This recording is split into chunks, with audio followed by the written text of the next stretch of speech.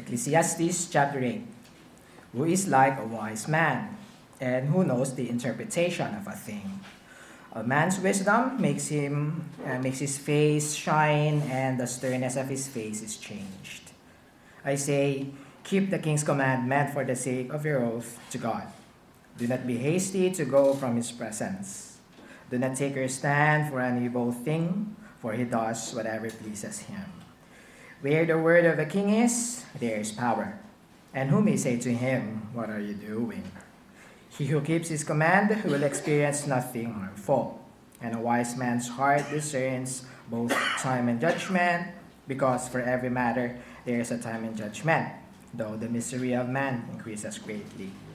For he does not know what will happen, so who can tell him when it will occur?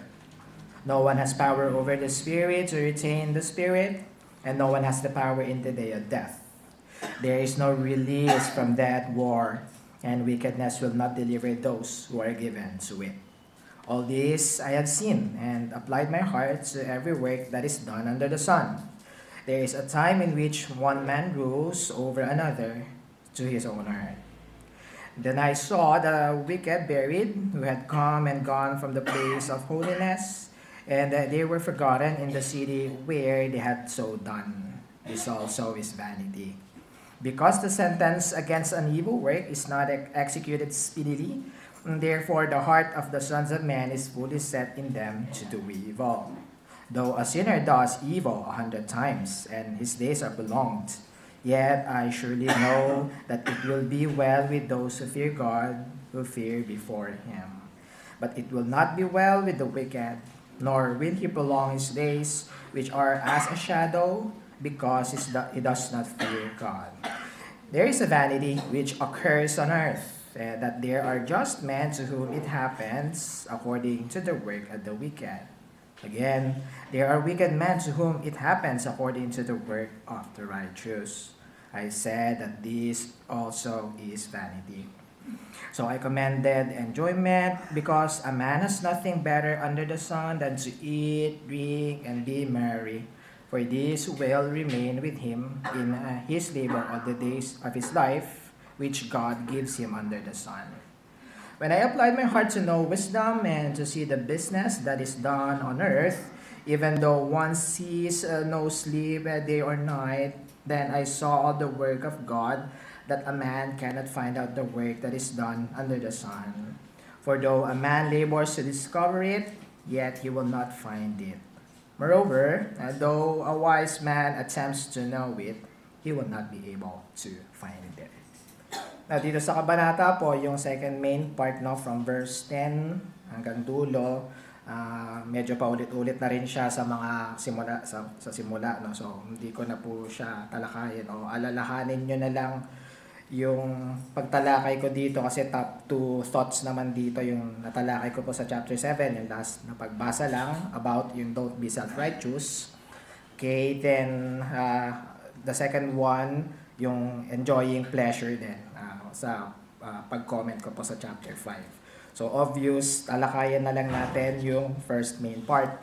Okay, from verse 2 hanggang 9. Though particular tayo siguro sa verse 2. So very basic teaching ng scripture, and siguro i-apply ko na lang din tong comment ko sa atin bilang matatagal na rin namang students ng word. Alam kong malinaw na sa ating lahat ito na sumunod sa government.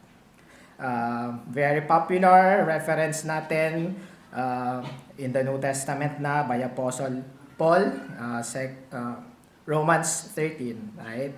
Then 1 Peter chapter 2 by Apostle Peter, to submit and obey authorities. Okay. Siguro dagdagan ko na lang ng sa sarili ko pong aral ng mga nakita ko na hindi common sa akin personally. Siguro first din yung sa verse 2, no? Pag nakita nyo yung binanggit na keep the king's commandment for the sake of your oath to God. So may binabanggit talaga dito na may nag-take na ng oath, may nag-commit na ng pag-obey sa king. So kung personal interpretation and application, parang kailan nangyari sa atin to? Na nag-take na tayo ng oath para sundin natin yung government natin. Okay? Kung direct interpretation daw sa mga materials ko po, ang mangyayari dito, particular daw siya na mag-a-apply sa Old Testament Israel, lalo na sa timeline ng pagkasulat nito, which yun nga, most widely believed pa na si Solomon ngayon sumulat. So, pinapaalala ni Haring Solomon dito yung oath na ginawa ng Israel under sa jurisdiction niya nung na-inaugurate nga siya o na-crown siya as king, yung mga nababanggit din ni Brother Jeff kanina yun sa timeline ng Chronicles. Sure ako nasa Chronicles, di ko na lang maalala kung meron din bang sulat sa Kings or sa 2 Samuel. Okay, so doon lang siya medyo mahirap kasi nga yun nga parang pag direct reading, paano natin to iintindihin lalo na kung walang reference sa ibang scripture. Pero ayun, mas i-reiterate ko lang talaga yung second interpretation nito, application para sa atin, yun nga. Nang nangyayari na, broad application, yung oath natin to God na sundin yung government, parang since naging Christian tayo, parang package deal na siya.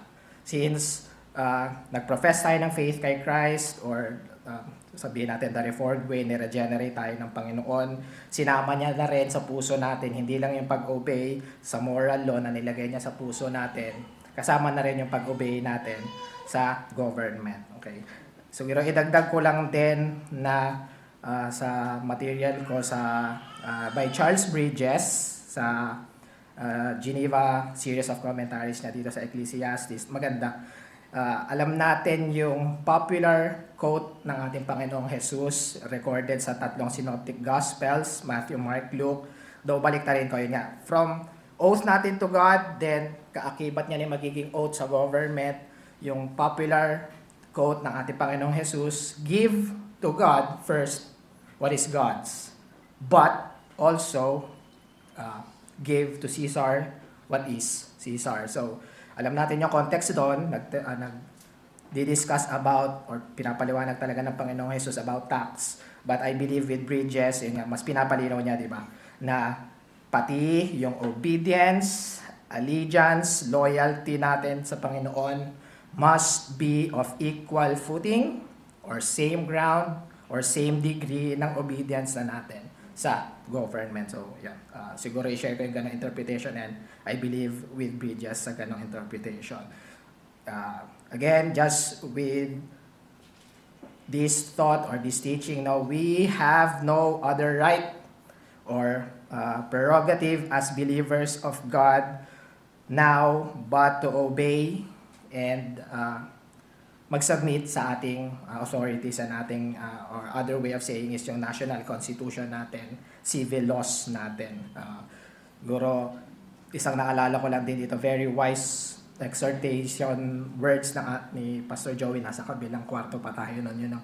Lalo na kasi tayo, di ba, ang context natin, nasa democratic country tayo, nangyayari yung lalo kasi di ba usapan nga king, so pinakamataas nito yung president natin. So maaaring yung president natin ngayon o kung sino man yung nagiging president, hindi natin manok, di ba? So nagkakaroon ng contention, but as believers, pagkatapos ng election, mahalal na yung government natin at makagawa na sila ng batas. Ang papel na natin, wala na tayong ibang obligasyon kundi sumunod at magpasakop sa kanila. So yun lang, kung babalik ta rin ko, di ba, kung tayo, lalo na nagpapahayag ng pananampalataya at pagsunod sa Panginoon, ay disobedient, rebellious sa ating government, authorities, and laws, what does God say of you?